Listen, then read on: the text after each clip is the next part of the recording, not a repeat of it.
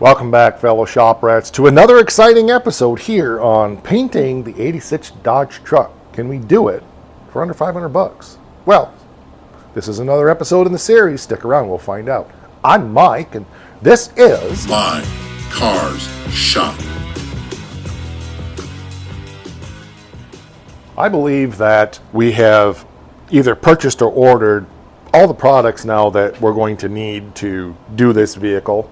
We might be lacking some sandpaper or things like that, but I picked up the primer.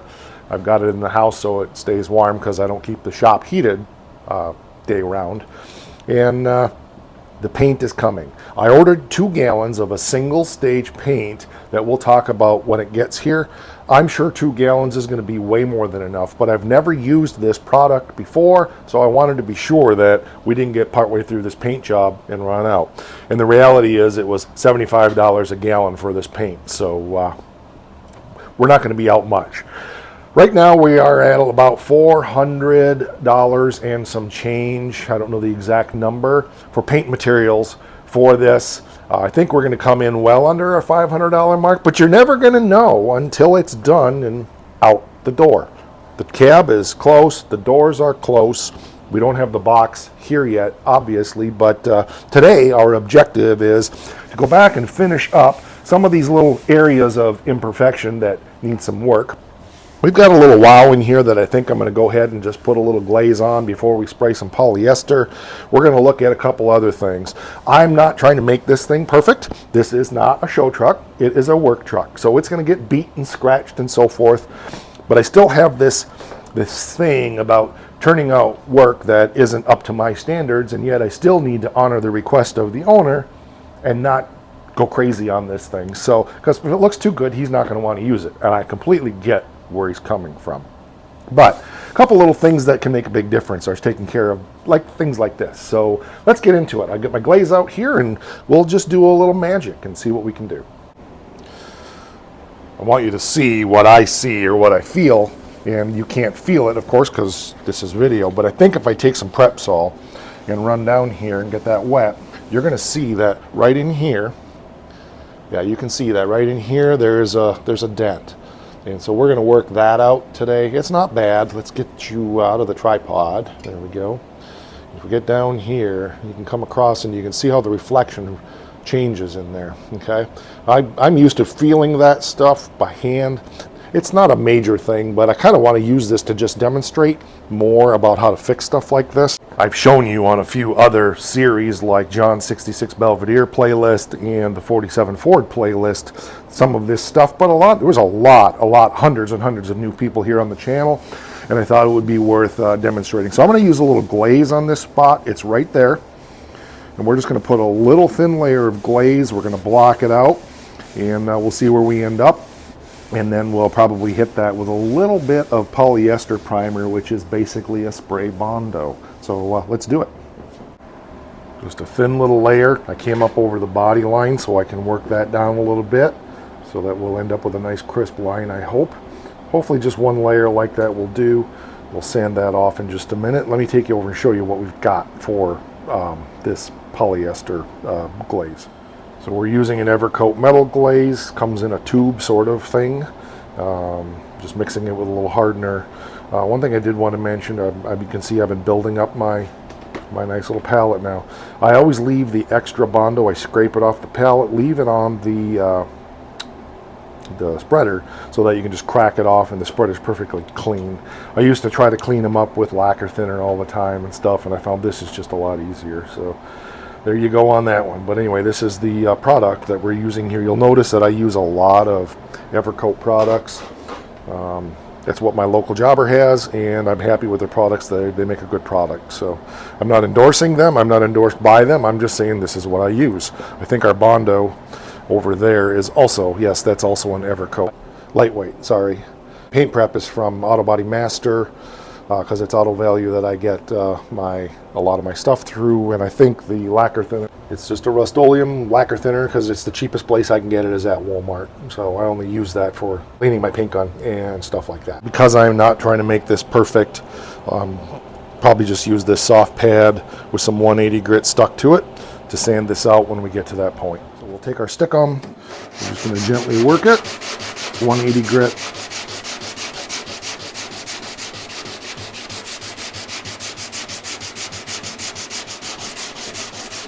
Trying not to work too much in one spot, just trying to flatten it out. It is a soft pad, so it's not going to make it perfectly. Well, we'll do that one with a hard block, but get down in here, work our way up.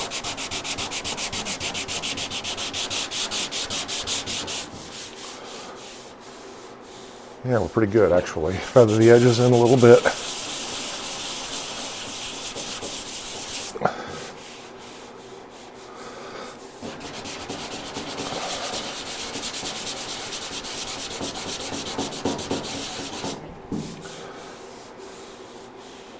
Yeah, we eliminated most of that dent now.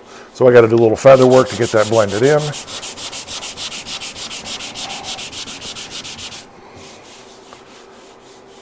Good. I'm going to do a hard block up here to get that body line straightened out now, but it's not bad. A little bit to work in there yet. A little bit of work back here yet.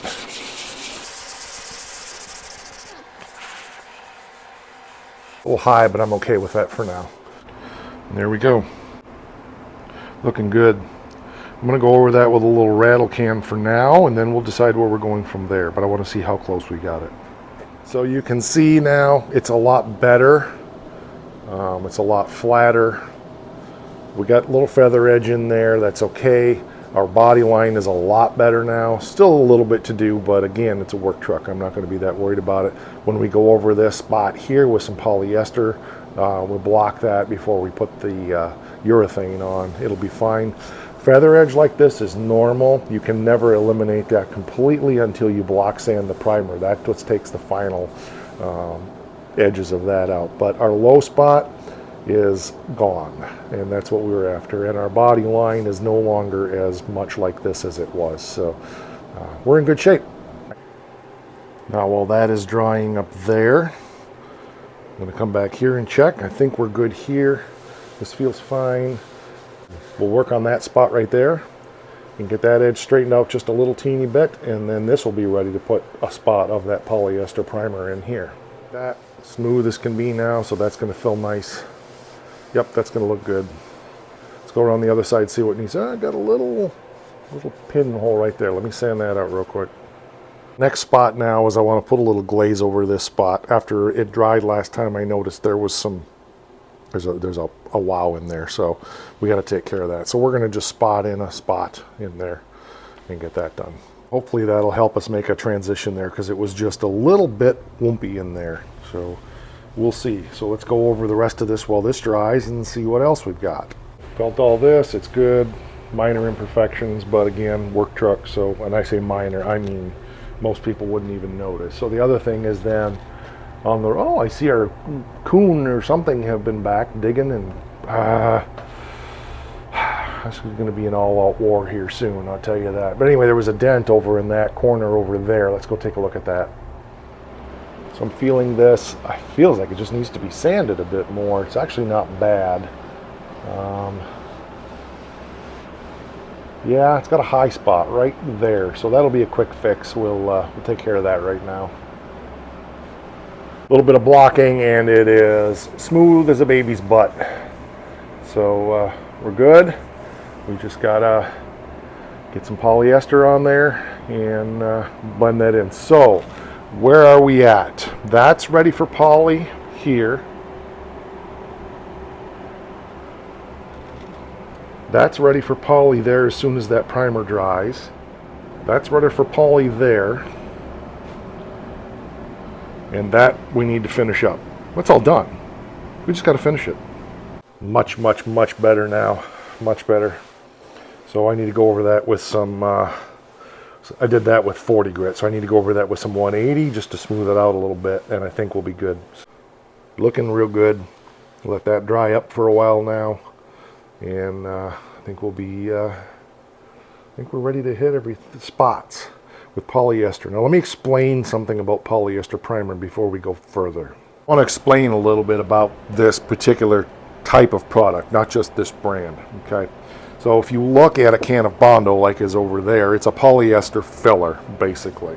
If you look at this glaze, it is a polyester finishing and blending putty. Okay, so it's a much finer Bondo than Bondo.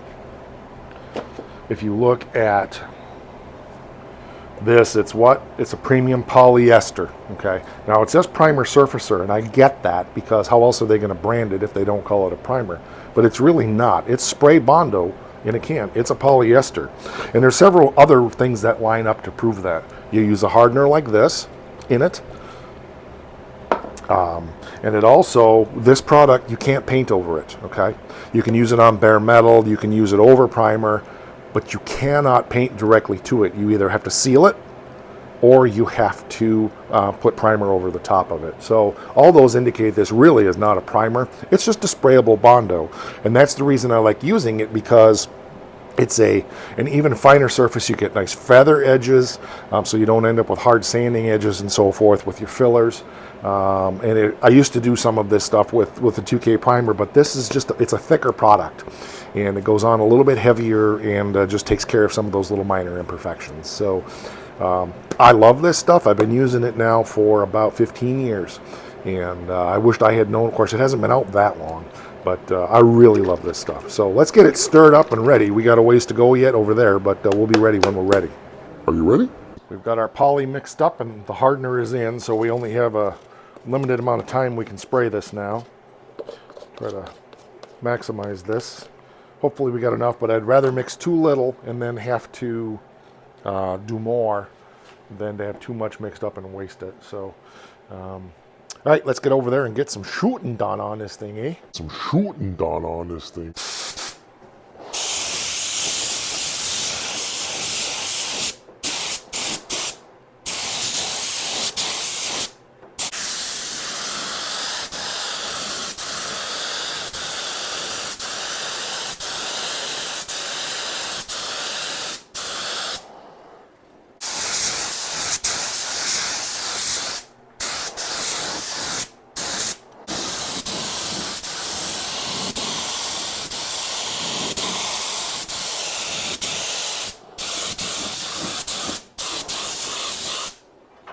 Got a little bit more in the gun. I'm just going to wait for this to tack just a little bit, and we're going to hit this spot one more time, but it's looking good. So no complaints there at all. We'll take you around here in just a minute. I just want to shoot up what's in the gun before it hardens. Just like that. It looks good. A lot of orange peel, but that's fine. I laid it on there with a fire hose. It's going to be blocked out. And then our line is looking pretty good. The rest of that will come out in the blocking. A little bit of feathering you can see in there, of course, but that'll come out as we sand that. And of course, we'll be going over this with a 2K urethane. So that looks good. Let's take you back here. I'll show you my screw up. Not really my screw up, but you can see we got lots of, maybe you can't see. There you go. Lots of dirt in there. And that was because when I use this stuff, I don't put, there's a screen that goes down in the bottom of my cup here. I don't generally put that in there when I'm using this stuff because I find it restricts the flow of these thicker primers. So I got some of that there, but that's fine. That'll all block out. Again, this is a base of basically sprayable Bondo that we'll be sanding, and we'll go over this with a urethane primer anyway. So imperfections here are not a big deal. And there we go on that. Looks good. There's a little teeny bit of dirt in there, but little teeny dent there. We may fix that. We may not.